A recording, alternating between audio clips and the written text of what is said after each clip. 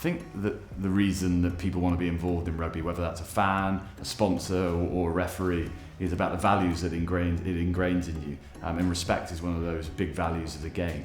You know, respect between players and officials, respect between coaches and players, and respect between players and the fans. You know, we all have a massive part to play in the game, and a massive part to play in this Rugby World Cup.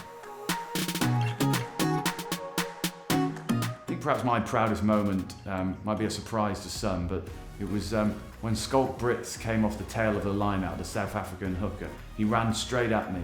I thought, I'm in trouble here. But I turned my shoulder and Schalk Brits ended up on his backside. I was still standing, so extremely proud of that moment in my refereeing career. What we see at the Rugby World Cup is fans from different nations we've never seen before and don't see that often.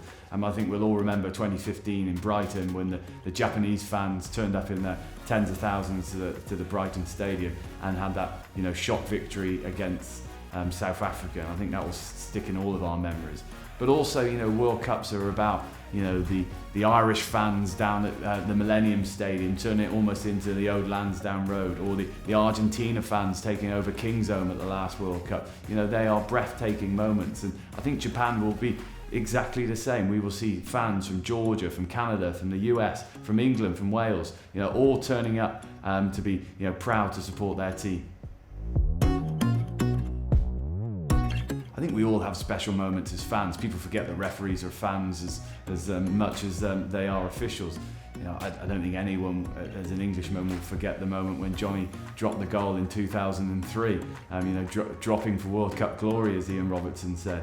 But also, you know, this will be my fourth World Cup. I remember 2007. I remember the haka down in Cardiff when the French played them in the quarterfinals, and the French took off their shirts to reveal the tricolour colours in their t-shirts, and Chabal was standing there nose to nose and facing the haka. Then we had 2011, and we saw the same game in the final where Thierry Dusautoir fronted up to New Zealand in the Arrowhead.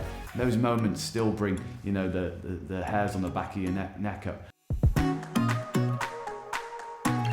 Japan 2019 will be my third visit to Japan. I've been there twice, once to referee the Blossoms when they played the Junior All Blacks back in 2012, and then also went back there to referee a Pacific Island game when Samoa played Tonga.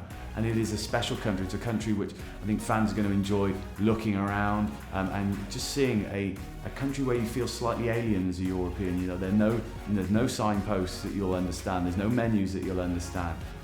You know, English isn't the first language. So I think that's going to be a wonderful experience. How I've been preparing? Well, I've been in a karaoke booth a lot. You know, it's something that is synonymous with Japan and Japanese culture. So I've been down Lucky Voice in Soho for the last few months practicing my Whitney Houston. I guess my specific approach to refereeing, you know, summarised in three words, would be under the radar.